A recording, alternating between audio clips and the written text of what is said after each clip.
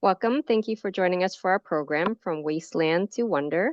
My name is Helen Liu, and I'm the Programming and Partnerships Manager at Cary Library. Before we begin, I'd like to thank the Cary Library Foundation and Lexington Living Landscapes for co-sponsoring this event. This program is being recorded and will be posted to the library's YouTube channel. If you have any questions, please enter them into the Q&A or chat. I'd like to pass the mic to Charlie Wyman, who'd like to say a few words about Lexington Living Landscapes and introduce our guest. Great. Thank you, Helen. Good evening and welcome. I'm Charlie Wyman with Lexington Living Landscapes. Before I turn the floor over to Basil, let me say a few words about Lexington Living Landscapes for any of you not familiar with us. We are a local nonprofit volunteer initiative launched in 2020 to promote more sustainable landscaping practices in town. So more native plants, fewer invasives, fewer chemicals, more trees. We grew out of a collaboration between the town's Sustainable Lexington Committee and 3 local nonprofits, the Lexington Field and Garden Club, the Lexington Climate Action Network, and Citizens for Lexington Conservation. You can learn more about us, including how to sign up for our newsletter, at our website, www.lexingtonlivinglandscapes.org. Or if you live nearby, stop by at this Saturday's Sustainability Fair at the high school between 10 and 2. Stop by our table and chat with us. Our great thanks to Basil for joining us this evening and sharing his wisdom with us. And thank you, as always, to Helen and our friends at Cary Library for hosting this evening's program. After Basil's presentation, we'll have a Q&A session moderated by Rachel Summers, a member of Lexington's Tree Committee. If you have questions, please put them in the Q&A. You can put them in the chat, but we're more likely to see them in the Q&A, so focus on that, and we'll get to as many of them as we can. Now let me introduce our speaker and get out of the way. Basil Camu pursues his purpose and passions as the co-founder of Leaf and Limb, a tree care company in Raleigh, North Carolina, and Project Pando, a nonprofit that aims to connect people to trees. He is a treecologist, ISA board certified master arborist, Duke graduate, Wizard of Things, and author of the wonderful book, From Wasteland to Wonder, Easy Ways We Can Help Heal Earth in the Suburban Landscape. And this is available for order on his website in hard copy, or you can download it for free. His work has been featured in the New York Times, Seattle Times, Forbes, Gardenista, The Joe Gardner Show, and a number of other publications and podcasts. When he's not having fun at work, he likes to pull invasive plants from his pocket forests, contemplate on his front porch, and go hiking with his family. Basil, thank you for joining us this evening. The floor is yours. Thanks so much for having me. I'm very excited to be here. And thank you all for joining us on this evening. Let me go ahead and share my screen with you here. First, just a little bit about me. Thank you for that generous introduction. Today, I'm going to be sort of leaning into my tree expert hat, and I'm also going to be walking you through what is essentially in my book. And the book, like Charlie said, is available for free download if you'd like, or if you'd like the hard copy. I'm selling it simply for the price of printing and distribution. But today I want to walk you through what I think is a really great way that you can actually do more with your property in terms of addressing environmental issues, helping heal Earth, and in the process, you're actually going to save some time and money, and you might even find some joy. Let me just quickly reset this situation here, y'all. Sorry about this. I want to get this presentation just right. All right. Okay. All right, and are you all able to see my slide deck? Just want to make sure everything's good on your end before I proceed. Yes. Excellent. All right, perfect. So the premise, I want to walk you through just a little bit about the basic systems, our terrestrial ecosystems. I'm going to give you just a fun story, so it's not going to be sciencey and boring. And then I'm going to talk to you a little bit about the problem and how we're damaging these systems. And then that really just sets the foundation for where we're going to go next. This whole presentation is really about hope and action, things you can actually do in your yard to help improve serious issues or just save some time, whichever works. The end result is still really fantastic. So if we could go all the way back, say 400 million years ago, we would find this planet full of rocks. And every time that it rained, the water would just rush across the rocks. There really was nothing there. You'd find sand, you'd find silt, you'd find clay. These are the rocks being weathered. Well, along came this really cool team. On the one hand, there was fungi, and fungi are very good at finding water in very difficult to reach places. And fungi are also able to spit acid onto sand or silt or clay, and then they're actually able to absorb nutrients from that acidic slurry. The other member of this team was bacteria, and bacteria had this superpower whereby it could harness energy from the sun and turn it into food that this team could use. This team is called lichen, and lichen are essentially, they set the foundation for what plants became. Even today, our advanced plant life is still a much more advanced version of that team. It's an above ground portion that harnesses energy from the sun, and that above ground portion is intricately tied to the below ground portion that is fungi, that is able to reach water in hard to access places, and that's able to find nutrients in sand, silt, and clay. So the lichen began colonizing this planet, eating rocks, which was, of course, delicious food for them, still is. And over time, there were more and more lichen. And of course, as happens with all living things, lichen died. So there was an accumulation of these living and dying lichen. And over time, this dead material that we're going to call organic material, which is just basically anything that was once alive and is now dead, began mixing with the sand and the silt and the clay and holding water in puddles. And next thing you know, this photosynthesis is advancing. We're seeing more advanced plants, glassworts and bladderworts, and on and on and on it goes until we get to where we are today, where we have gymnosperms and all kinds of incredible plants. So as this process was happening, more and more organic matter mixed with sand, silt, and clay, life began to take hold in this slurry. And suddenly this went from being a land covered with dirt, which is just sand, silt, and clay, to now being covered with soil, which is dirt plus living things and organic matter. That was the dead remains of once living things. Now, the really amazing thing about soil is that it can actually hold water in place. So now when it rained, instead of the water rushing out into the ocean, we actually have this sponge sitting in place. It's called soil. And it would fill with water. And now that water was made available to all of the plants that were rooted in the soil, to the life that was in the soil. And of course, plants love this. They need water for photosynthesis. So they would use some water, it would add more photosynthesis, that's building more soil, it's strengthening these systems, really great stuff. We're getting more photosynthesis, more soil formation. All the while, during photosynthesis, some of the water actually goes up into the atmosphere. And it turns out that this water that goes up in the atmosphere helps drive local weather patterns. So these living ecosystems of trees and flowers and grasses were actually driving weather patterns, and they still do.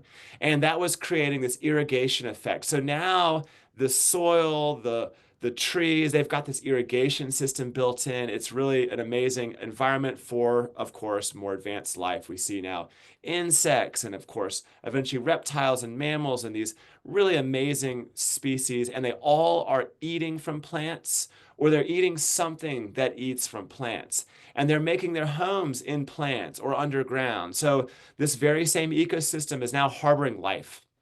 And to build life, you need carbon. And carbon is like the Lego block system of planet Earth. It's this fascinating group of compounds, and we can build all proteins, carbohydrates. Carbon is used for everything.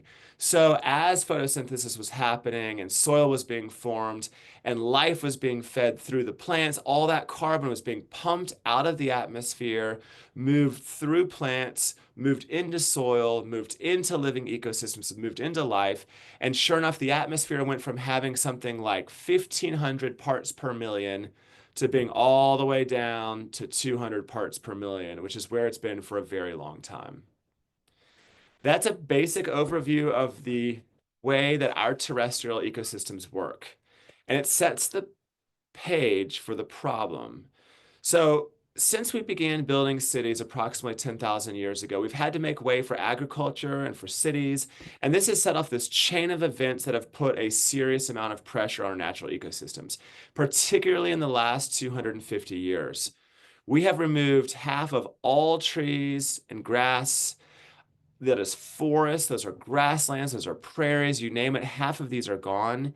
Half of all soil is gone. That's primarily because of farming, but it's also not super surprising that if we remove the forests and we remove the grasslands, then of course the soil would die because we know the living things in the soil, they rely on water and photosynthesis. And without those trees, we're not getting photosynthesis.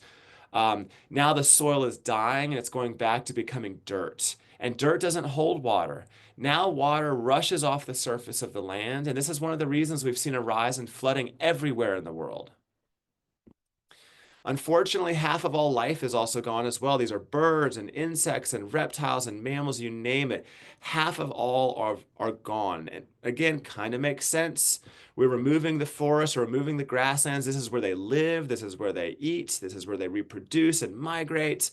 If we're not cutting down a forest, maybe we're building a highway through a forest. And now I'm located in North Carolina, home of the red wolf, and the wolves are nearly extinct now because they can't get across highways and they can't get through farmers' fences. This is called fragmentation. So even when we have intact land, there are often barriers in place that prevent life from living. With all of this, it's not surprising that we're seeing a rise in carbon dioxide in the atmosphere. You know, we've again lost half of the trees that perform this vital photosynthesis, lost half of soil and the life that was in it. That carbon has been re-released back in the atmosphere. All the life that once held carbon has been killed, so the carbon has to go somewhere. Um, it's pretty incredible also how much carbon life, and I'm talking whales or birds, can actually hold. There's this really fascinating study looking at southern right whales. It's this one species of whale. And it's part of a class of whales that are all nearly extinct because during the 1800s, whaling industry was big business. We used whale oil for candles and for perfume and all kinds of stuff that whale was used for. So we hunted them to near extinction in the 1800s. Into the 1900s, they haven't really bounced back yet. But if we could simply let the southern right whale return to its pre-1800s population, it would sequester enough carbon to be the equivalent of a mature forest the size of Los Angeles. And that's just one species in one part of the world.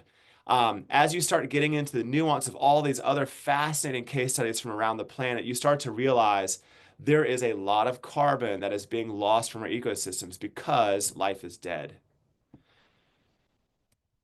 Unfortunately, this is sort of where we are. And I assure you, this is the low point of the presentation. It only goes up from here because ultimately, this is a presentation about hope and action. These are things that you can actually do to make a difference. And what I'll propose today is that if we change how we work with our landscape, if we work with natural systems instead of fighting against natural systems, then we can save time, save money, and actually create a space where we live or in our city parks where we're building soil, we're holding carbon, we're feeding life, we're just basically helping rehabilitate these broken terrestrial ecosystems. I'm going to walk you through 8 ideas, 8 things that you can do, and I want to encourage you to please put questions in the Q&A. I'm going to whiz through this. You'll get a high level. I won't be able to get into all the detail, but again, you can get the book. It's free digitally, and I'll also answer questions at the end. All right, well, number 1, we know photosynthesis is a big driver to all of this, so it stands to reason we need more photosynthesis. And for the task, I recommend we use native saplings, trees and shrubs. Native means that it's a species that's from here, and it feeds life that is from here. These are the species that support the most abundance of life. That's really important if we're trying to help birds survive or bees survive. It's also really important if we're trying to help sequester a maximum amount of carbon, because if we're feeding more life, then more carbon is pumping through the tree and going out into the birds and the insects and the mammals and so forth. Now, I also like saplings. Let me show you what a sapling is. I'm a big advocate of planting saplings. These are usually 2 years old, sometimes 3, sometimes 1, depends. And they're usually going to have a bare root system that looks kind of like this. These are especially nice trees that we actually grow ourselves, and I'll talk about this later.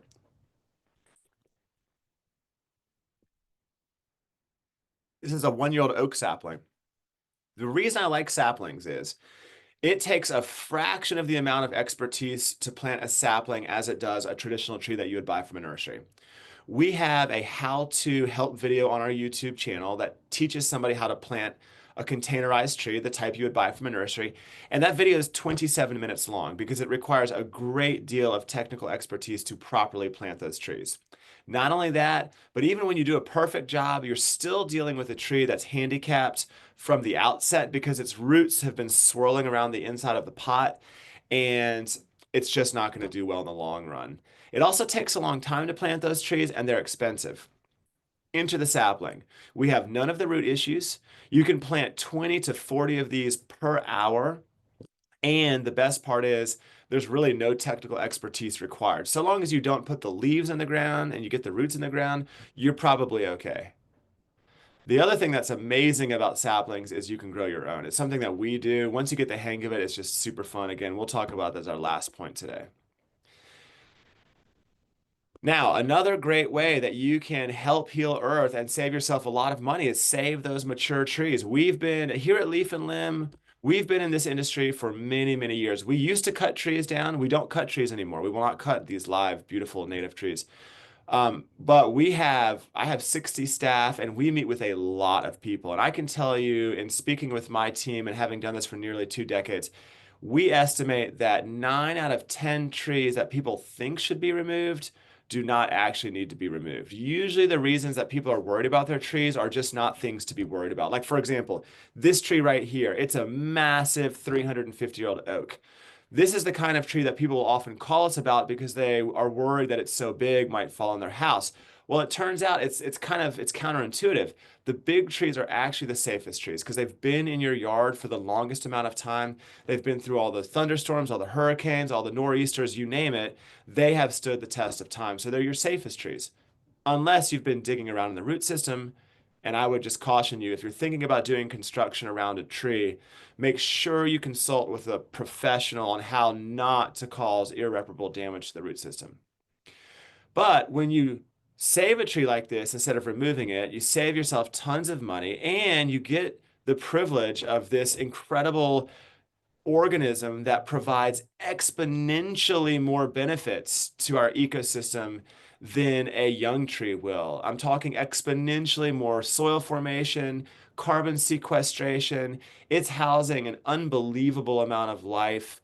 This is something 350 years in the making that even Jeff Bezos cannot buy unless he buys the land. But nothing but time can buy the growth of a 350-year-old oak tree. Okay, pruning is something we do a lot of in the suburban landscape. Problem is, most of the pruning we do ranges from either not very helpful, so kind of wasting your money, all the way over to you actually just paid somebody to kill your tree. And that is something we certainly don't want to do. I know that nobody wants to spend $2,000 to find out that the tree is going to die 10 years later. And it's a shame that trees don't show this sooner. They take a very long time to show these problems. It might be a decade after a bad pruning when you actually have to remove that tree. Well, there is one kind of pruning that is really worth it. It's called structural pruning. I'm going to talk about it. First, though, let me just illustrate this. This is my obligatory make a proper pruning cut. We're not going to do too much on this. This is just some basic primer. Basically, if you don't make a proper pruning cut, you might get a tree like the one on the right with a rotten section that now the tree might break. It'll take 10 or 20 years, unfortunately. But if we make proper pruning cuts, we get a tree like this one on the left. Those white donuts, those are healed pruning cuts that keeps the trunk nice and strong. But that's not the point of this segment. This segment is all about structural pruning. To understand why we need this specialty kind of pruning, I want to talk about how trees grow in the forest. If you were to go to the forest right now, you would find this place where lots of plants are competing for sunlight. And to do that, they have to grow up and straight and strong, one trunk with lots of well-spaced branches. Well, if you take that same tree and you put it in the suburban landscape where there's no competition for sunlight, now the tree does not have to compete. And instead, it starts growing multiple trunks and very large branches that are just too long. And that's the tree that's going to split and it's going to damage your house or car. It's going to create a mortal wound in the tree. So you're going to have property damage. You're going to lose a mature tree, just all the things we don't want. So, and here's an illustration. This is a red maple in both situations. Exact same species, but one's in the forest and one's in the suburban landscape.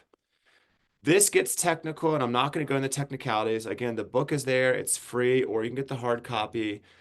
But essentially, what you want to do with this sort of a pruning, you can do it with your young trees. You might have to hire a service for your big trees, but we're basically just training the tree to have one trunk. We're not cutting off whole branches because that would cause problems. We're really just shortening branches, and we're encouraging the tree to put its growth back in the center, create one strong trunk, small, well-spaced branches. So when you go to do your next pruning on your trees, or you hire somebody to do your pruning, make sure it's this kind of pruning that they do. This is worth your money. It'll keep you from wasting money, which we don't want to do. So the previous slide is all about building strong trees. If we get the structure that we would find in the forest, now we have a strong tree that can withstand storms. But strength is not health. Strength and health are two different things. If we want a healthy tree, then we have to focus on soil. And this goes all the way back to our beginning of conversation. The above ground portion that creates food from the sun is inextricably tied to the below ground portion, which is the root system.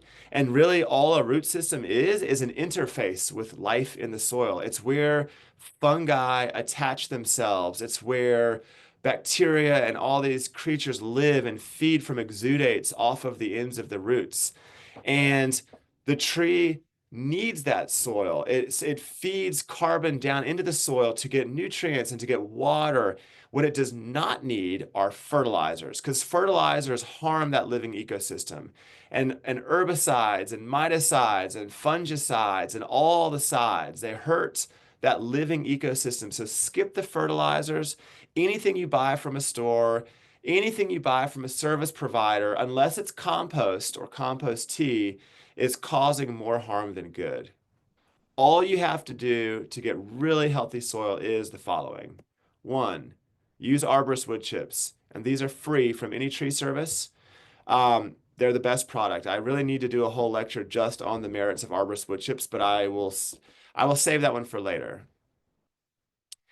Two, leave leaves. This is what you would expect to find in the forest, right? You're going for a walk through the woods. What's happening underneath your feet? Leaves are crunching. And that's what forests do. They drop their leaves so they can feed the soil, so the soil can take care of the tree. We can recreate this in our yard. Leave the leaves under your trees, let them rot. And bonus, because this is a living ecosystem also, where lots of moths and butterflies and bees, they all live there during the winter. And then finally, if you want to add something, add compost. It's the only thing you should add. Compost is just rotting stuff. And we know rotting stuff is great. It's part of the soil ecosystem. If you want to get really fancy, you can put your compost into a water solution. Boom, you have compost tea. That's all it is. It's just water in solution.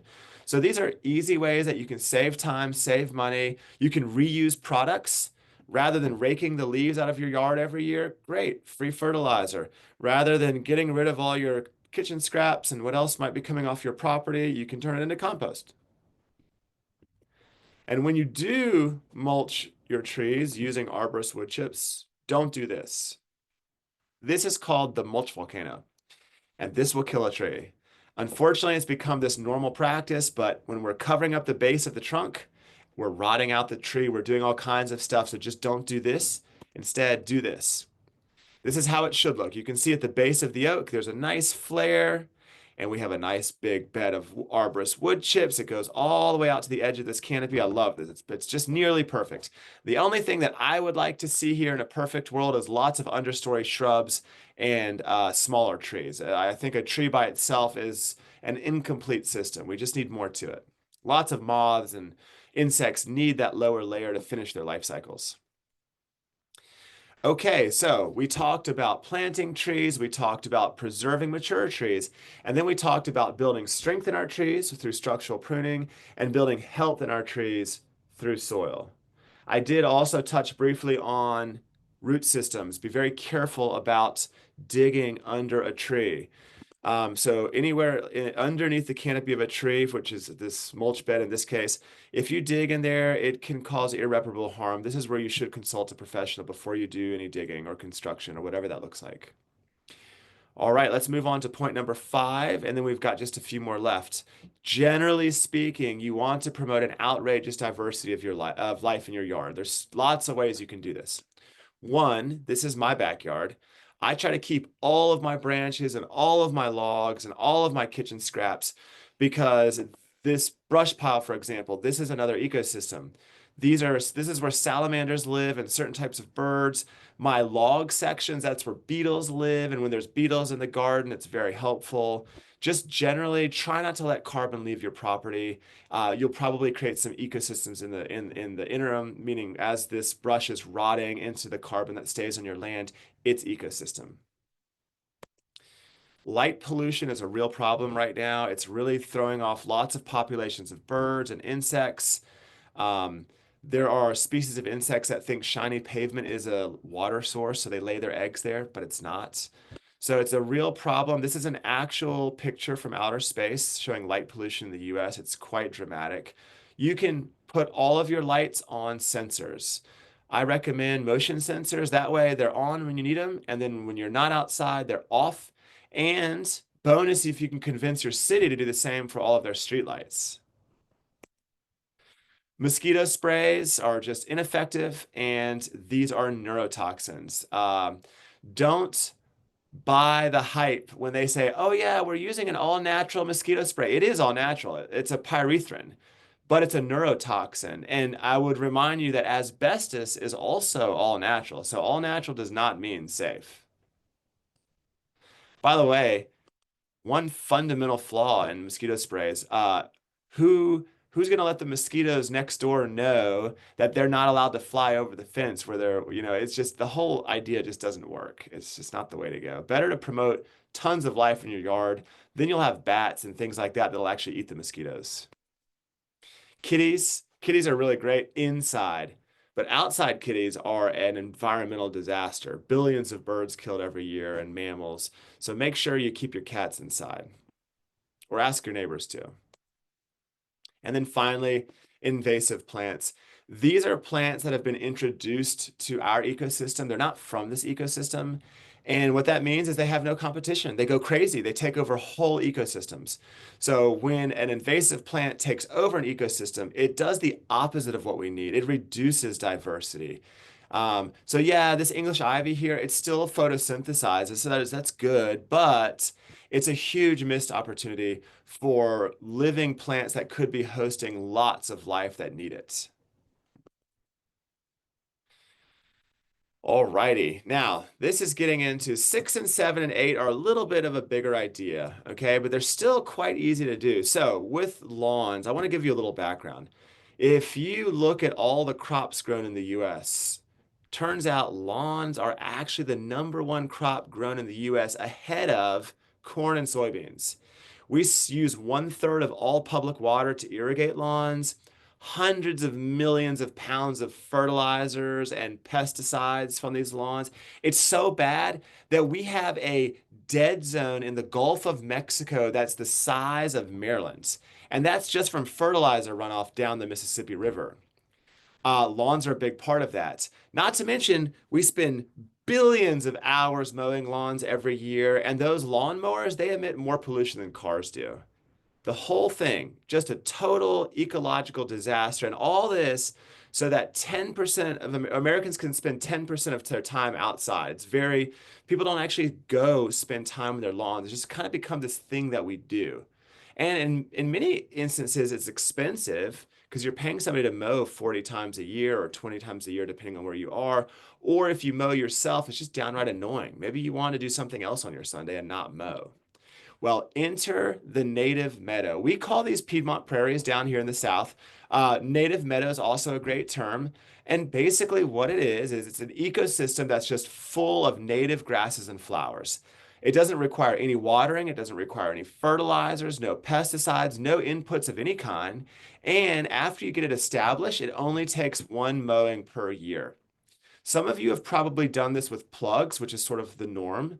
And plugs are great, but you can only do a small area. What's amazing about working with seed is that you can do large areas. You can do whole acres if you want to. I'll just show you a couple of things. Typically, when you start, you're going to want to kill all the vegetation. We do recommend an herbicide for this. I have a very lengthy, scientifically backed explanation for why I think it's the right call in this case. It's the idea that we're taking a step back, but we're gaining lots of steps forward. So ecological restoration, if it attains that goal, an herbicide can help, and in some cases the only option, I say go for it. If you don't want to use herbicide, you can use what's called occultation, where you lay very thick, dark mats on top of the vegetation, which will work for some species, but say Bermuda grass, there is no option except herbicide, unfortunately. Then we sow seeds, and then we let the growing begin. So up here, this was the Bermuda grass in the beginning. Down on the bottom, that's the first year of growth. It looks amazing. It's so tempting to leave it there, but no, we've got to mow it regularly in the first growing season. And then we got to mow it regularly in the second growing season. And we do that because that's how we help these young flowers get established.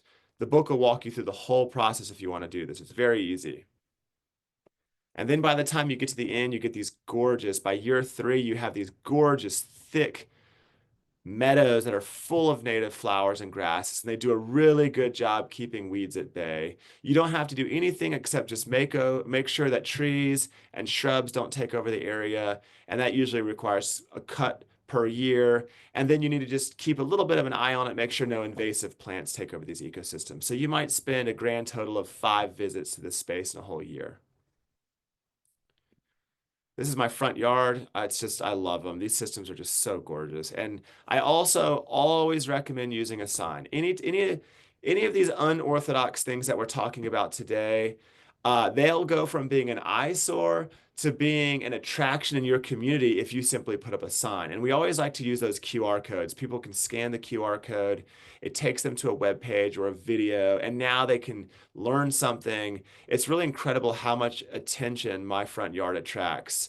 And I'm seeing some neighbors that are looking at potentially doing the same thing. So you could be inspiration for change on your street just by having one. I always like to show this slide. You've probably seen this slide, but you might not have noticed that over here, all the way on the left, y'all, it looks like a little teeny fuzzy caterpillar. That is turf grass. Look how shallow those roots are. This is why turf, one of the reasons, we talked about the mowing, but now let's talk about ecology. Turf grass can only build soil down to a very shallow depth. It can only store carbon down to just this teeny tiny little depth. So when we're looking at, say, Bermuda grass, it's more similar to concrete than it is to an actual living ecosystem. We look at these native plants, they have very deep roots. They're building carbon to great depths. They're building soil to great depths. They're feeding life. This is really a total, we're working less because we're working with natural systems, and we're doing all these amazing things to help rebuild photosynthesis, soil, water, life, holding carbon. All right, I know this has been a lot to absorb, but bear with me. I am getting near the end. I've got this and then one more idea for you. So when we plant trees, earlier we were talking about how much I like saplings, and I do love saplings. And what's really cool is since you can plant 20 or 40 saplings in an hour, which is about the same time it would take to just do one nursery tree, and since these saplings only cost $1, $2, maybe $3 each, you can actually now fill up whole beds with native saplings instead of planting just one tree. So I'll give you a real life example. Many of our clients will have, say, a 20 by 20 square in front of their yard, and they say, oh, I'd like to plant a tree there, maybe 2, or maybe a tree and a shrub. And we can actually show them, hey, rather than planting a tree or a shrub, and then you have to maintain that bed forever, you've got to replenish the mulch, and you've got to pull the weeds, and you've got to, keep it looking a certain way aesthetically, so you're getting in this maintenance trap, and you get this 1, maybe 2 trees. How about we just fill the whole area up with bunches of native trees and shrubs? And guess what? It won't cost you any more money to do it this way instead of the traditional way. People get pretty excited about that. And then when we say, okay, and better yet, As those trees grow up, you don't have to replenish the mulch. You don't have to pull weeds. You don't have to do any maintenance in that space because this area becomes densely packed with life. Yes, you still have to do some pruning on the edges, but you'd have to do some pruning with the one tree regardless. Pruning is just a thing. So it really just turns it on its head. Now we can fill that area up with maximum abundance of life above ground, maximum abundance of life below ground, interwoven roots. So now this unit is much stronger in the face of a storm. We're feeding lots of native birds and native caterpillars, you name it. It's just like all the wins for less maintenance and approximately the same cost of installation. There's another really fun thing that happens. I'm going to show you a case study here. This is a brand new planting right here. We're actually installing it as the picture's being taken. You can see that many of those little saplings are very small. In this photo, you see what are called landscape flags. We don't use those anymore. Now we use 4-foot driveway markers. They're much more durable, but regardless, you want to mark each of your saplings so you can do it's easy to keep track of where they are as they grow. Well, check this out. This is 5 months later. Some of these trees here in this photo are already 6 feet tall. 16 months in, this is the second growing season. We have trees that are literally 30 feet tall at this point. That is not an exaggeration. And this picture, by the way, y'all, this is taken at the exact same place. It's a picture post. By the third growing season, this is a full-on miniature forest that's just closed in.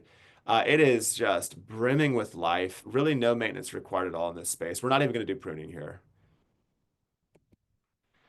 This idea can also be applied to privacy screening. Right now, the norm is you do a row of the same species, all this, hollies in a row. Here it's hollies and it's with a lot of arborvitaes in a row. Green giant is a big one here. I don't know where you are, but this is not good. This is a non-native row of a single species of tree, so it's susceptible to a disease. If a disease comes, the whole row is going to be gone. And once again, it's costly because those are nursery trees. They grow slowly. We can turn the whole idea on its head. We can do the exact same thing we've just been talking about, but only use shrubs. This is just shrub species. None of these will get above 20 feet.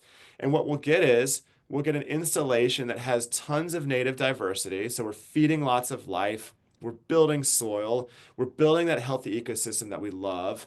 We are filling in a bed so there's no future maintenance. And we've got this genetic resilience and this species resilience built in so that if, say, one of these species is killed by an invasive insect, well, in this case, we still have 24 more to go.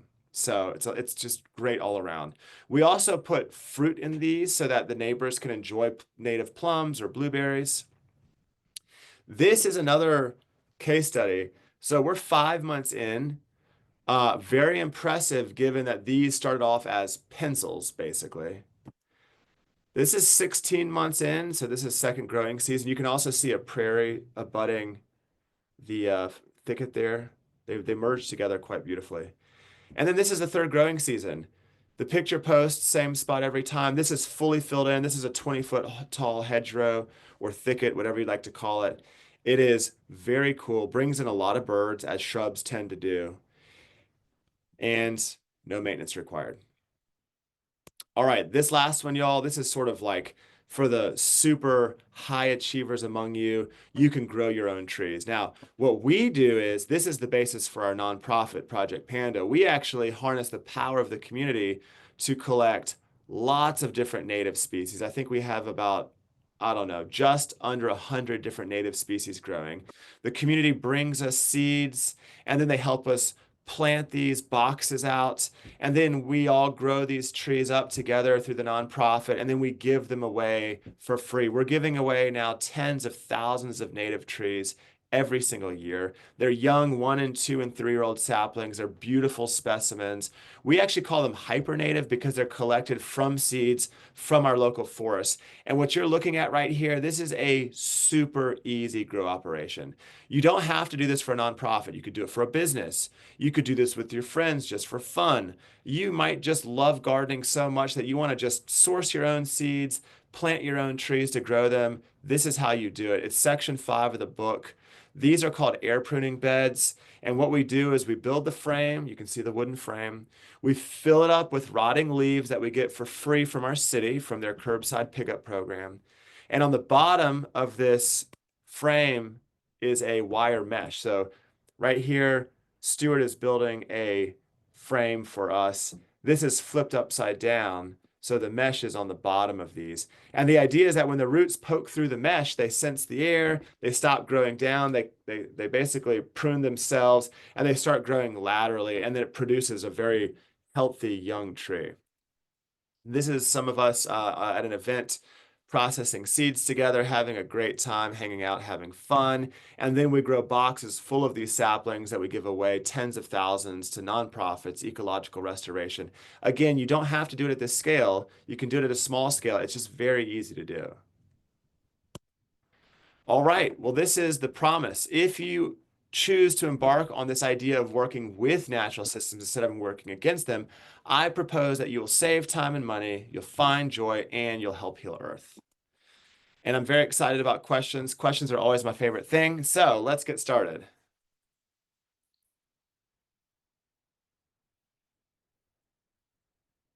Hello, can you see and hear me?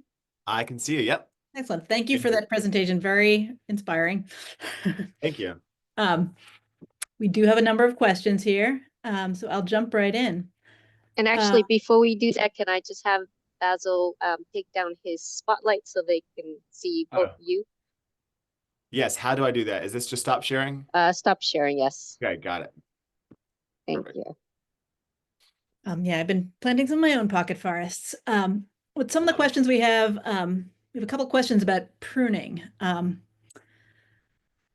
Specifically, Charlie wanted to know a little bit more about how to shorten branches for structural pruning. You talk a little bit more about that?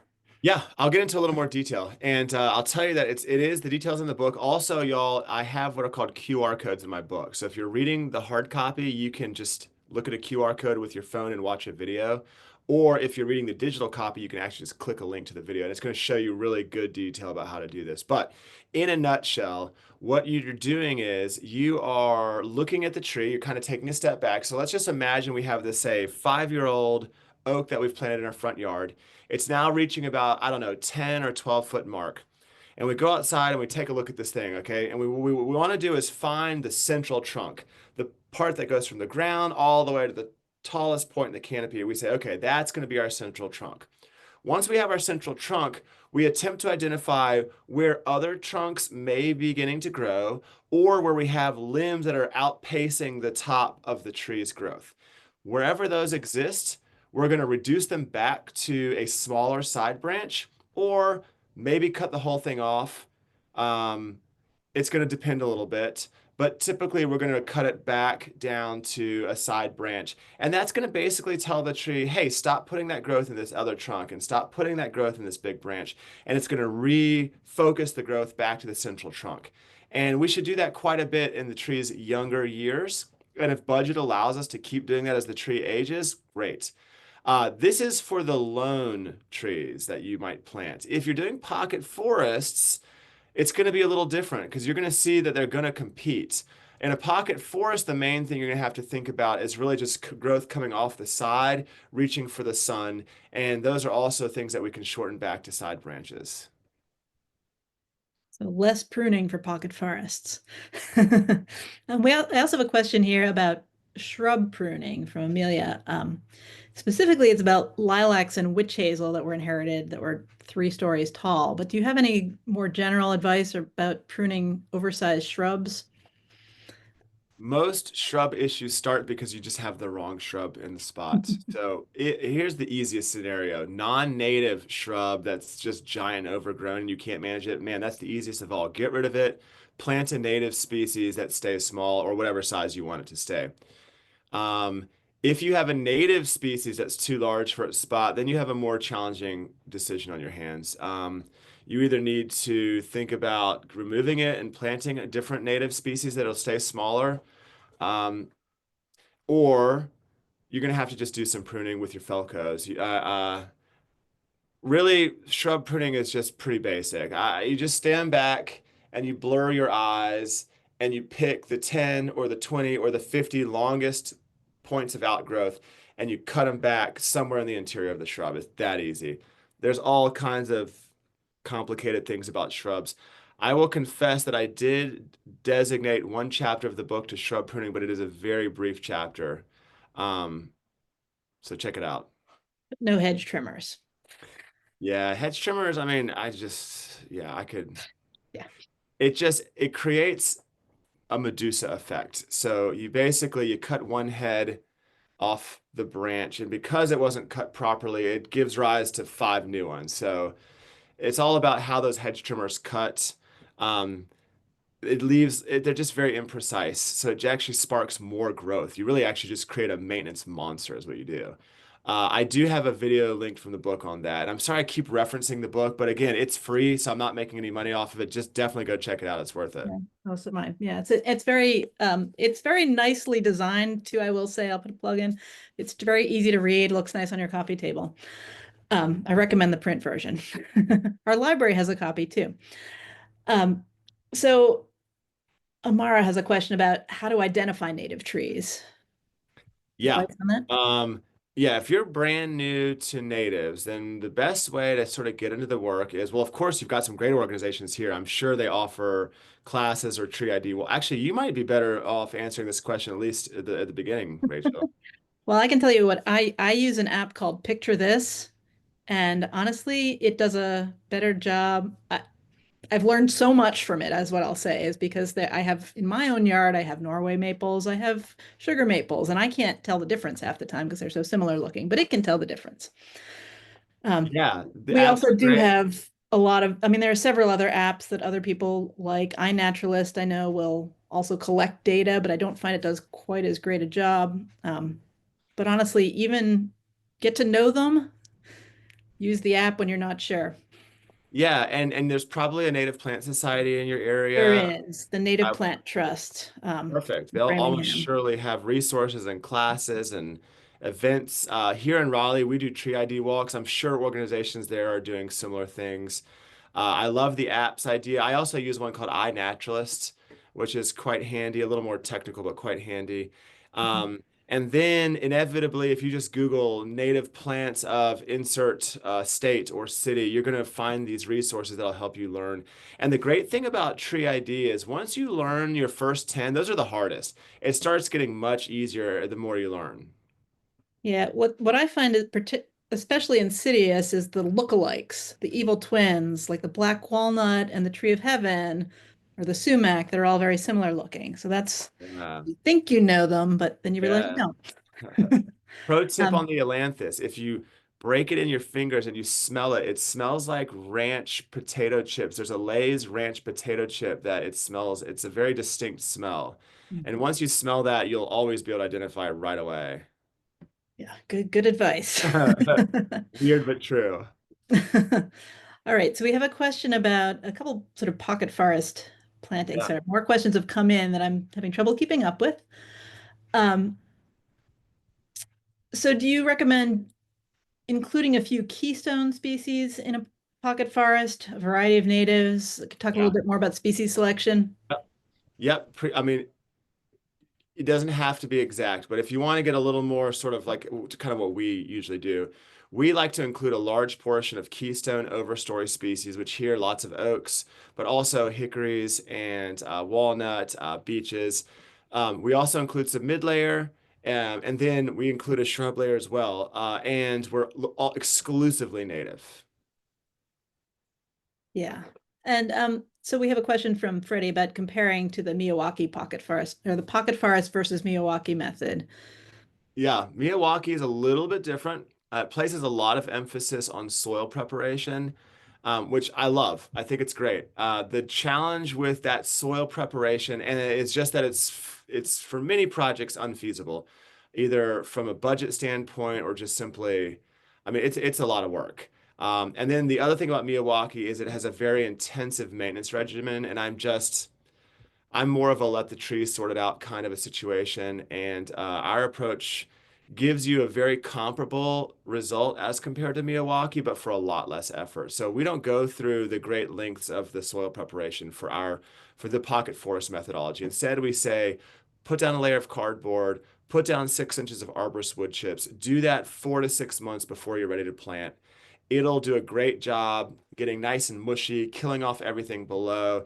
And then you load the area up with your native saplings. And the only maintenance that we recommend after that is just simply making sure that the invasive plants, keep those out and keep all the saplings out. You might wonder, how can I possibly do that? I don't know my tree species. Well, as you plant your saplings, mark it with a flag or mark it with a driveway marker. And then you know that everything in that space that does not have a marker is not one of the trees you want. And that's crucial. If you do that, then the area is something that can be maintained by anybody.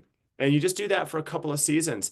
And as that young forest turns into a more mature forest, the canopy closes, and now nothing can compete, and you don't have to do the maintenance anymore. I'm chuckling here because I actually watched one of your older videos where you're showing the maintenance process, because I was researching this earlier in the year, and the plot you were weeding did not have flags, and you were talking about how useful it would have been. Yeah, y'all, and by the way, Rachel's also doing a lot of pocket forest too. So you have to check out Yes, some and of I her also will be at Saturday's Sustainability Fair talking about that if anyone has more specific questions about how I've been sourcing trees and whatnot. So we have some questions now about rabbits and deer. How do you protect your saplings Yeah, from we've these? got good solutions for that. Thanks mainly to Edible Acres in New York. We learned his process, which is for deer, he he puts stakes in the ground that are about 4 feet tall, and he strings a marine grade fishing line across at about 3 foot level, and it spooks the deer. It's a mental deterrent. They walk and they touch that fishing line. They don't know what they've touched, and it just spooks them away. We've had great success with that approach, and it is super easy to set up. And here's the really hilarious thing. We've been also having a rabbit problem. Well, there's an easy way to deal with rabbits, and that is you just use chicken wire with a sod stake in the bottom, and that's easy. It's actually easy to set up too. But we've been playing around with actually using the same fishing line idea, but down at the 6 inch level. And we're actually having really good success with that, which is hilarious because you think the rabbit would just hop over it. Um, so the surefire way, chicken fence with little sod stakes, and the maybe surefire way that we're testing now is just the same fishing line idea. It's fascinating. So you don't use like thorns or, No, oh, marigolds or any of these scent barriers.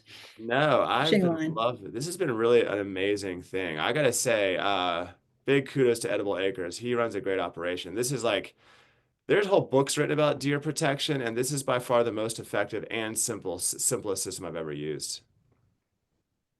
I have to give that a try. Um, Also, so the book, by the way. excellent. I'm a fence weaver myself. I like to take old sticks, Oh yeah, absolutely. but that's a project. So another question about pocket forests or saplings. It seems that they're grown very closely. How close, please, is the specific Approximately 2 feet tall. Oh, sorry, approximately 2 feet apart. And you don't want to plan this out. It should be random. Um, if, let's say you have 25 different species, try to spread the species out so they're not all the cherries together or all the oaks together, but it should be fairly random. It really should. No plans, just roughly 2 feet apart, mimicking a forest with a little bit of just, you know, plant it where you land. and under different height trees as well. Yeah, we've in the upper story, the mid story, the lower story. I think we're doing something like, I mean, I could look at the percentages. I actually share a recipe in the book. But I think we're like majority overstory and then a split between the mid story and understory. So it's like a 50, 25, 25 or something like that. Percentage of species. So I know a couple people I've talked to, I'll just share this question, have asked about just capping it like a 20-foot height. It's a Yeah. slightly different Yeah. strategy, different. We do that, and actually that's been one of our most that has been more readily received than the pocket forest idea because people love this as an alternative for privacy screening. Mhm. All right, I'm going to read a question here. Says you talk about filling spaces, but I love walking through my garden beds and getting close to the plants. How would you create paths through the plantings? Yeah, I did this at my house. I have a combination of things. I have some paths and I have some little bridges that I built using like just decking material. So you can absolutely have walkways. You could mow them through, you could wood chip them through, you could use rocks. Let's see. Well, I can't share the slide again, but in my front prairie, I actually have a stone pathway that goes through, and I just keep that portion of the prairie mowed lower, and I still get flowers. They're just really low to the ground. So you can still do all your stuff through these paths. And you can still have grass too. This is not to say don't have grass, but maybe just have less of it. Good advice. There's only so much you need. Um, Sorry, I'm just scanning to see which questions. Oh, rain gardens. Do you ever do rain gardens? This is a question we got here. Well, you know what? The thing about a rain garden is it's kind of what we're talking about. It's just dense plantings of water-loving plants. The really cool thing is just doing these systems, they soak down so much water. So they almost really are just rain gardens in themselves. But if you wanted to go a little more oomph and you're starting from scratch, you could create a little bit of a berm system in your yard. Um, let's just say you're building a house or you've got a yard and you're gonna like, okay, I'm gonna convert all this to native and I'm gonna do it right. And you have this opportunity to add berms. The idea is during a rainstorm, watch and see where the water flows off your property, and you want to intercept it in those spaces.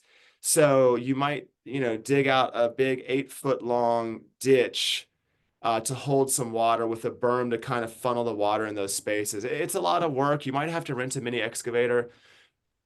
But once that's done, now you just do these same systems, pocket forests, meadows, same ideas, but except you'll have like a little berm system built in to just trap some more water. That's a lot of effort. The easier effort is just use these systems. They soak a ton of water. So likewise, I'm going to just interject that I've seen people use logs and rocks here up in New England. You put a shovel in the ground and you've got a bunch of rocks in your hand. Yeah. So building material for berms. Yeah, that's a great idea. Anything to stop the water and slow it down, and then let the plants do their work. Yeah. Okay, so their question here from Michelle says, Basil, I'd love to see your front yard throughout the year. I too have planted natives out front and am perplexed at what to leave in place and what to spring clean. Mm.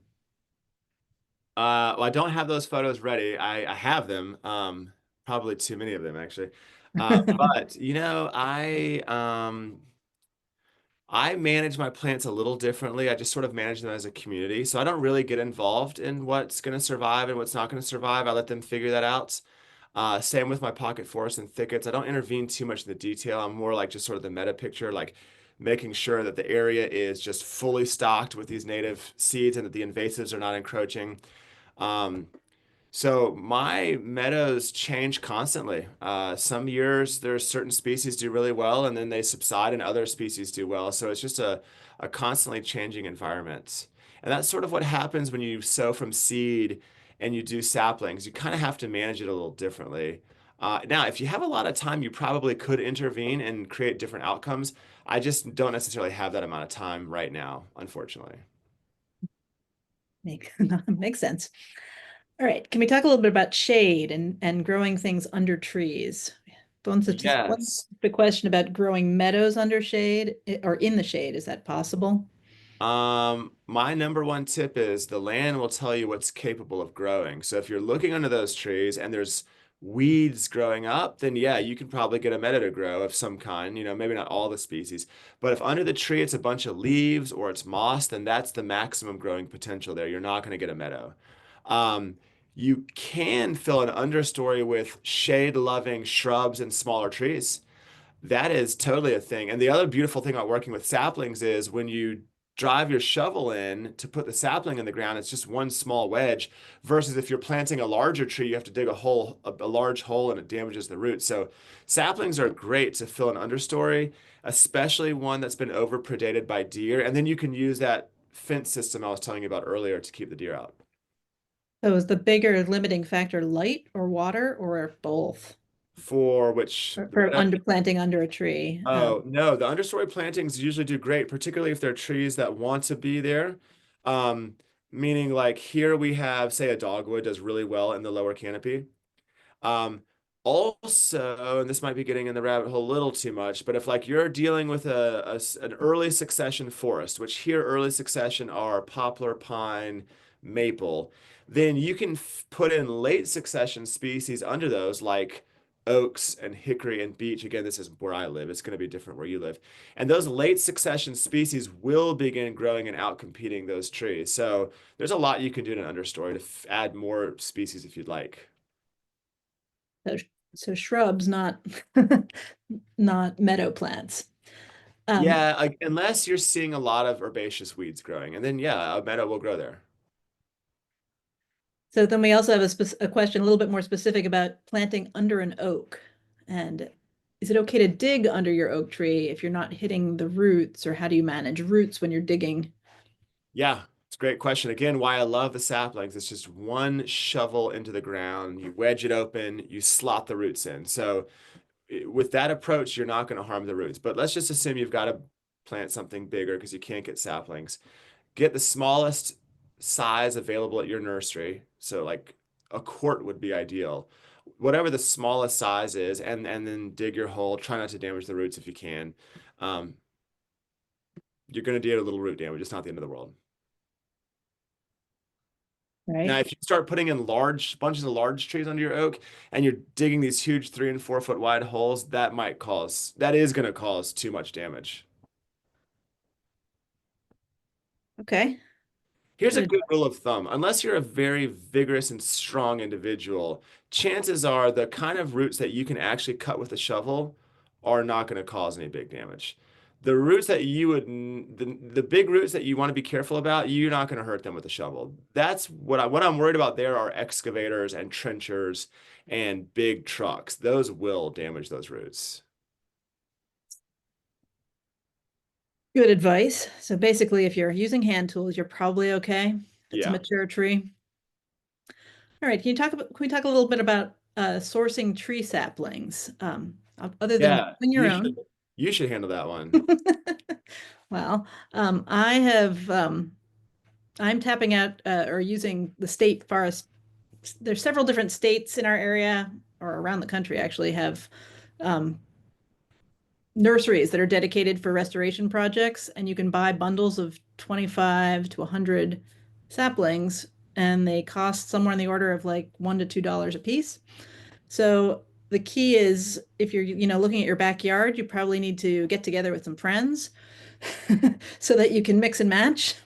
And I'm working that out for a few different people right now. Talk to me is probably your best bet if you're looking at this year, but I also have spreadsheets and links, with a little bit more information there. There are also some nurseries online that Arbor Day sells bundles as well. Do y'all have native nurseries in your neck of the woods? We have several. The Native Plant Trust is an amazing resource. I don't know if you're familiar with them. They're kind of... Oh, they're incredible, actually. Yeah. I didn't realize that you were near the Native Plant Trust. They're phenomenal. Yeah, and they have a nursery that only sells native plants. And if you become a member, you get a discount. And they do sales in the fall. It's a nice place to go and walk with your family, too. Strong recommend on that one. Yes. I love that organization. Yes. And then we also have Grow Native Massachusetts, or Grow Native Mass. They're actually headquartered here in Lexington, and they do a sale in the spring. I know Lexington Living Landscapes does some sales. It does a spring sale as well, but I don't believe they sell trees. I could be wrong.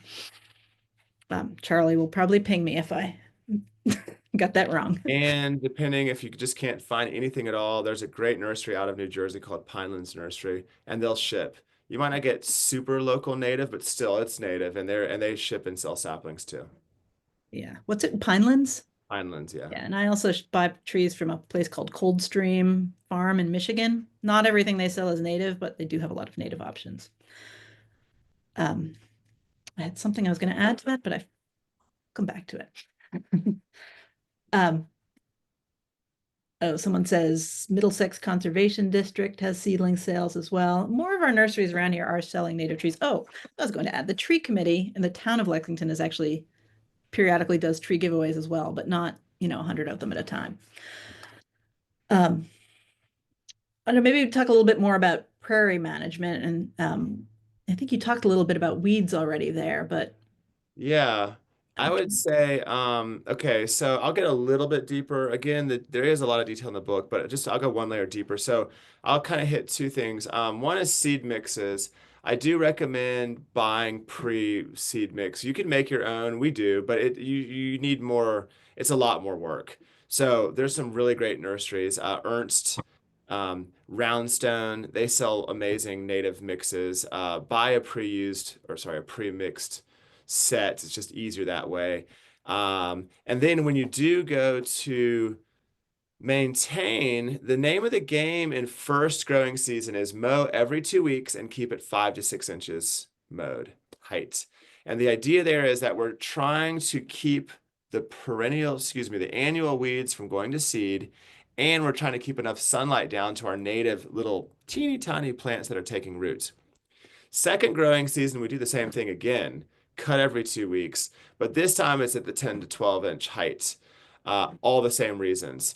And then by the time we get to that third growing season, your weed bank is usually pretty well depleted, and our native flowers and grasses have gotten a strong root system, and now they can start outpacing the weeds. And you do get to this place where really your native plants are able to keep all of the herbaceous weeds at bay.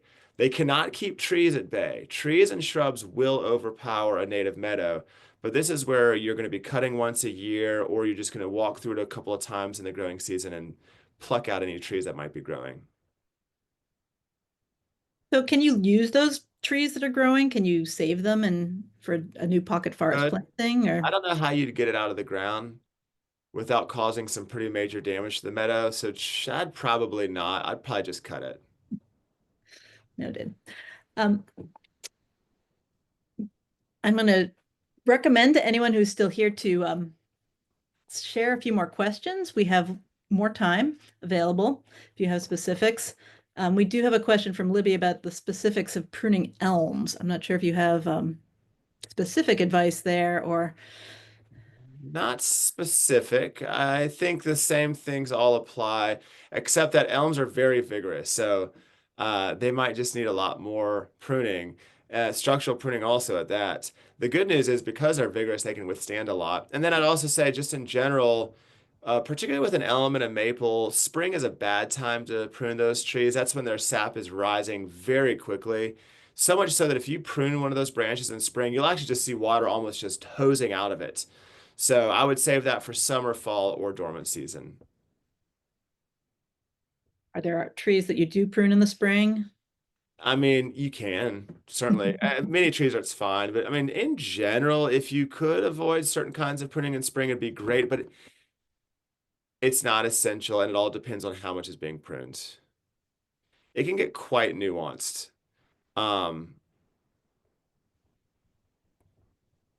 Yeah.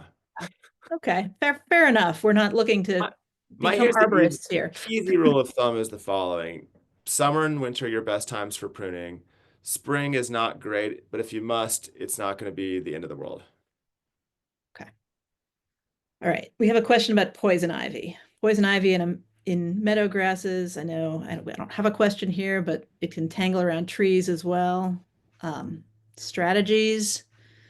Yeah, I I am a little bit weird with poison ivy. I let it grow because it's a native vine that's super important and it feeds lots of migrating birds. But I also understand that in certain cases, it's just causing you real issues. Maybe you're breaking out in allergies or you have a loved one that is. If it's already entangled on a tree and you have to get rid of it, just sever a section of the vine out and let it rot. If you can let it be, let it be. It's a great native plant. It's too bad it makes us itch because it's got a lot of berries at just the right time. And then even if it's getting in your meadow, I have found that the flowers and grasses will outcompete poison ivy over time. There are very few vines that can outcompete a meadow. There are some. English ivy will give it a run for sure. You're gonna have to keep English ivy out, but it should not be a problem in your meadow long term. If it is, though, find, and you have to get rid of it, find the source of the vine and sever it. Good advice. I think I heard somewhere else to cut a section out so it doesn't graft itself back together. Yeah, That's particularly if it's really, on the tree, that's the perfect thing to do. yes, Just make sure you don't gouge your tree too deep. Just take care not to puncture the bark if you can. yes, and wear long sleeves. Um, so I have a few more questions that I think are kind of duplicates. Yes, a question about aggressive weeds that should be pulled out of a pocket forest. You don't have to pull herbaceous weeds out, meaning if it's not tree or shrub, it's not going to be a problem long term. The only thing you have to really pull out are actually invading trees and shrubs, whether they're native or non-native. You just don't want them there. So that's where I love the stakes, because you just can look at a space and say, well, whatever's not staked is coming out. Now, if you're like me and you're kind of OCD and maybe you have some extra time on your hands and you want to go after the herbaceous weeds, go for it, but you don't have to. Now, what about vines? Uh, Again, kind of depends on the vine. How about as a rule of thumb, we just keep vines out? The truth of the matter is it tends to be the invasive vines, like English ivy in particular is a real tough thing. So is wisteria. Um, there's a couple of others, kudzu. I don't know if you have these where you are, but Really, then no. you get into like Virginia creeper and poison ivy, and they're just not usually a problem. They're just nicer and more tame, not a big a deal. So I guess it just depends on the vine. If in doubt, keep the vines out until that forest can get established. Okay.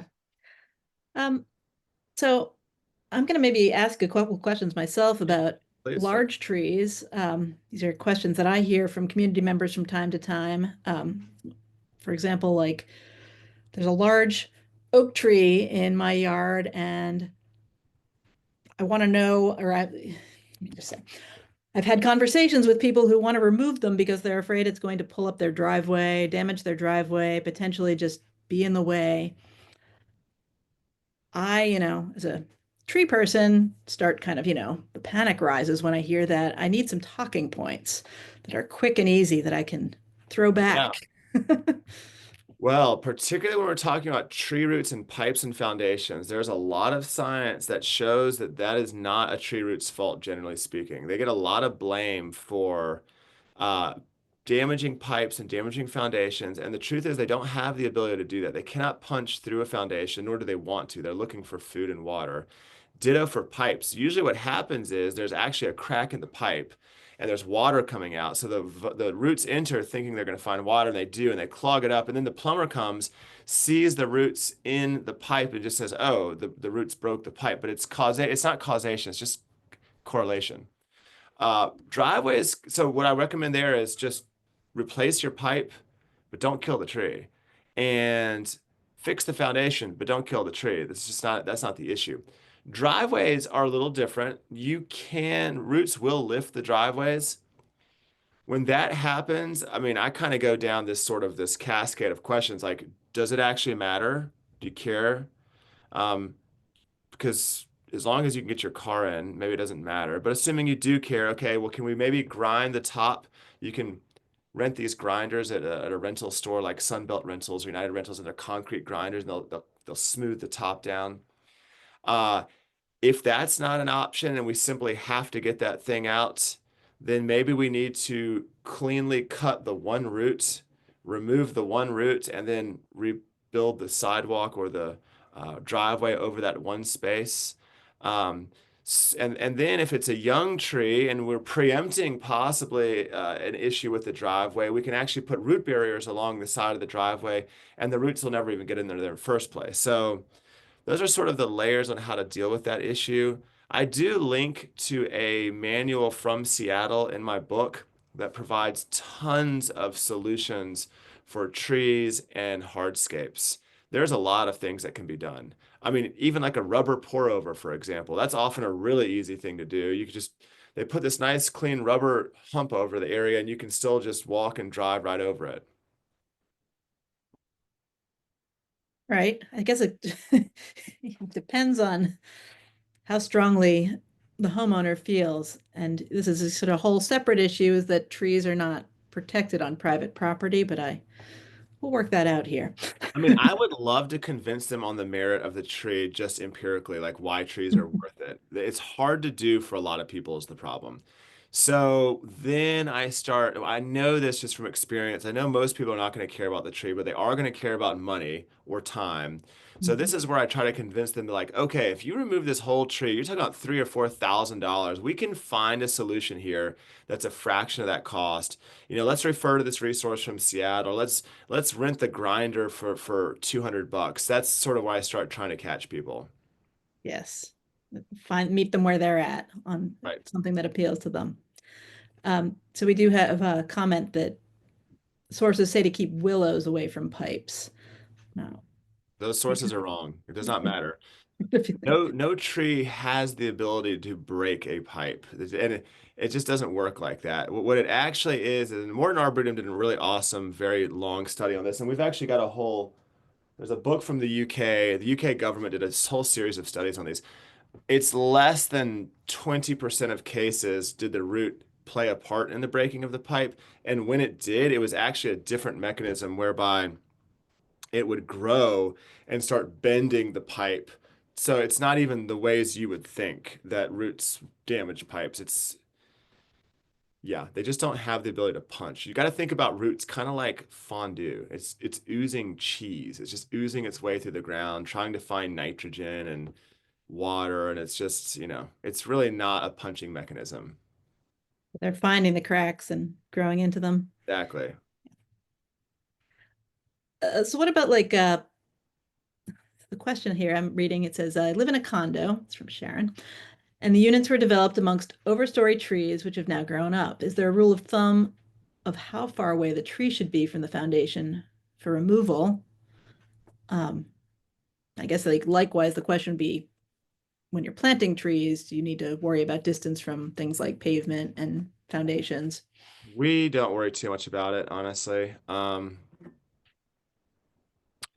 Definitely not foundations, maybe driveways, but I'll be honest, the kind of people that we're working for and planting these ecosystems generally don't worry too much about their driveways. And you don't have to worry about the foundations or the pipes. I know that's not a great answer, so here, let me give you a better answer. Install a root barrier next to your driveway. They're just these panels that go in the ground, and that's just a physical obstruction to the roots. So the roots are not going to grow now under your driveway, and you don't have to worry about your foundation or pipes. And with those in place, you can now put that tree wherever you'd like. Would you do that if you were planting a pocket forest next to a driveway, say? I did.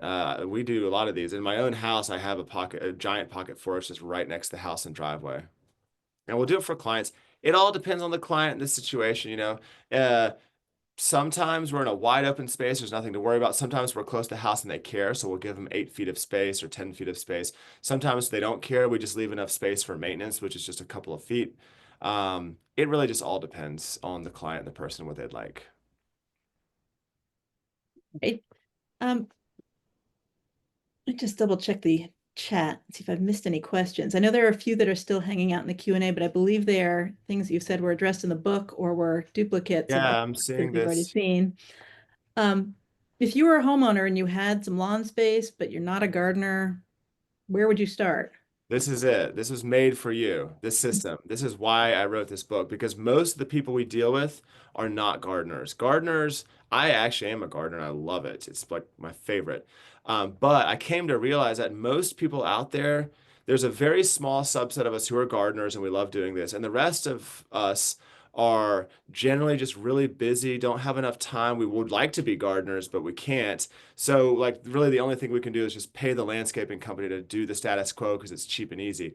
Well, this is the beauty of planting a meadow from seed, is it just breaks that paradigm. Now you have something that you can do as a complete novice, knowing nothing at all. And you don't have to do anything different than you would have been doing with your mowers and your string trimmers to get the prairie established. And then once it's established, well, now you're off to the races. You're cutting this thing once a year. So that was a great question. And this is for you. You will love this approach. It's chapter 16 in the book. These other questions that have been hanging out, the one asks for a list of the trees and shrubs you use in the dense planting.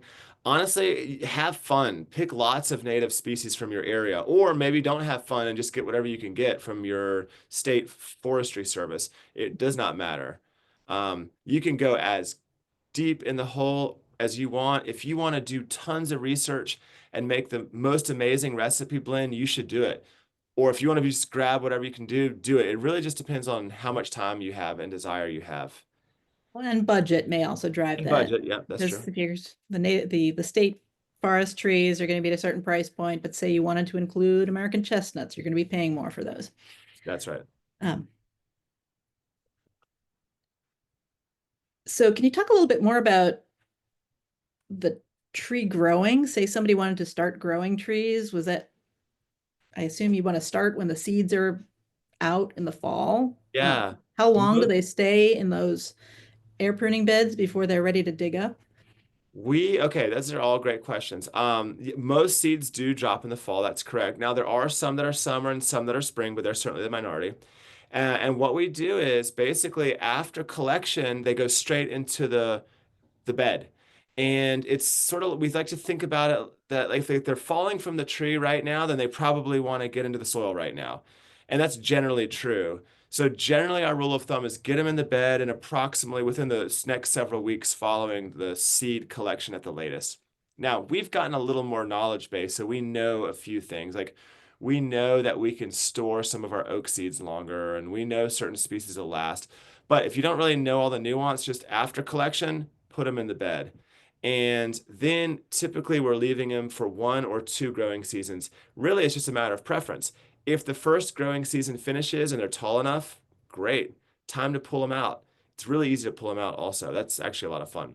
Or if the first growing season passes and you want to grow a little taller, great. Leave them for another year. Sounds easy, as long as you have the space. Is Right. easy. Yes, and it's not even a ton of space. I mean, one of these beds that we use, it's 4 foot by 2 feet. And in a 4 foot by 2 foot bed, we can grow 500 to 800 oaks. That's amazing. And this question is perfectly timed. How do you keep the squirrels out of those beds? We put little cages on top. I give the instructions for how to do all of the box and the cage all in the book. Excellent. You talk a little bit more about arborist wood chips? Yes, I love arborist wood chips. They're a free resource for many. Now, I think you were saying maybe it's a little more challenging in your area. Is that correct? Or were you trying to get a No. smaller? I was trying to, so I don't know if who's on this call is familiar with a company called Chip Drop. They basically match arborists who take down trees and chip them to homeowners or anyone who wants Yep. wood chips. But the only catch is that you have to take all 20 yards or so, which is quite a bit of wood chips. I was trying to figure out how to get a couple yards of wood chips and found it was actually logistically more challenging, expensive. I was going to have to pay Yeah, a couple $100s for that. that's So right. Yeah. those are trade-offs. That is one downside. You do typically have to get a whole truckload. Mhm. But the tree services love to get rid of them. We have chips that we produce from our pruning operations, and we reuse all of our chips in our soil operations. But many tree services, they'll actually get rid of them at a landfill, and they'd love to bring them to you for free instead of having to pay to take them somewhere. So this is why you can get free wood chips. And I'm glad you brought up chipdrop.com. They're great. We have them here too, and you sign up and you can get somebody to bring wood chips to you. It's great. Yes, they don't tell you when they're coming. They don't always put them where you ask, but they're free. Yeah, this is where working with a tree service might be better because like we offer this for our clients when we have extras, and we try to put it where it's supposed to go. Yes, it's nice to build those relationships. Um, because moving them across a lawn is a lot of work. They're not. um,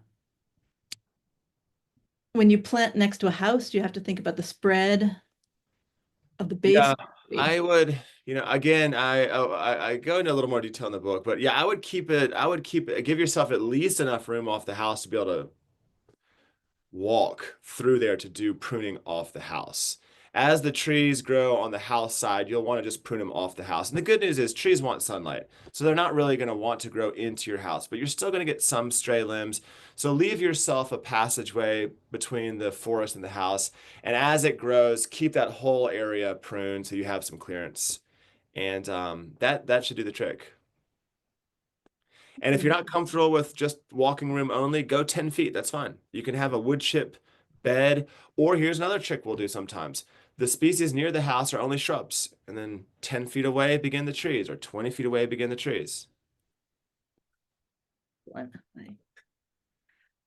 I will put another plug for local folks here in Lexington. Our compost facility on Hartwell Ave always has a big pile of wood chips that are free for residents. There's a pile of compost too. Great resource. It's all everyone's fall leaves mostly that get chopped up and recycled. Just the other day, one of my neighbors got around to raking their yard, I guess, and threw all the leaves out on the curb. And I was like, great, more leaves. Sent my boys over to collect the neighbor's leaves, and we got some more free leaf compost. All right. Yeah, we have a question about fire hazards and putting gravel the first 5 feet of next to your house. I'm not sure if that's a question or a comment. Yeah, let's see what that is. Best to have.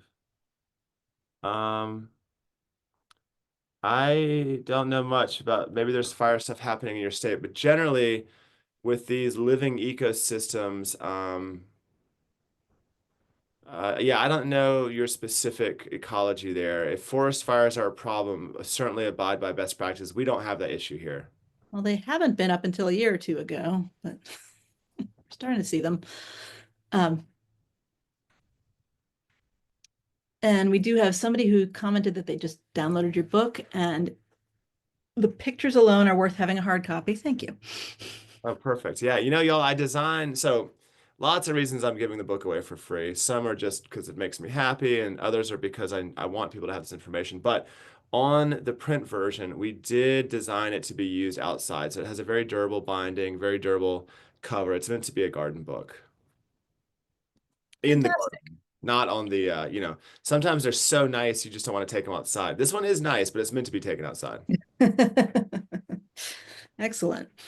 Oh, he actually said he bought three copies. So Wow, that's a thank good you. review. Well, we are also just about out of time. I don't know if anyone had a last minute question they wanted to throw into the mix. We do have a few thank yous. And I also would love to thank you just for making yourself so available to us. You've been available to me with, you know, if I've been, you know, harassing you with my questions for the last few months, it's been extremely helpful. I'm and- super grateful to be here. I really appreciate y'all having me. It's been super fun, and I just love doing this. So thank you. Excellent. And also just thank you to the library and to Lexington Living Landscapes for coordinating this. And it's been a lot of fun having this conversation. I think we're pretty much wrapping up here with questions. Just more thank yous coming in. And check out the book as well. And the Leaf and Limb website, it's at leafandlimb.com, also has a lot of great resources. You have a YouTube channel. You're on a few different podcasts. I think I first ran into you with Joe Gardner, who's also a fantastic resource.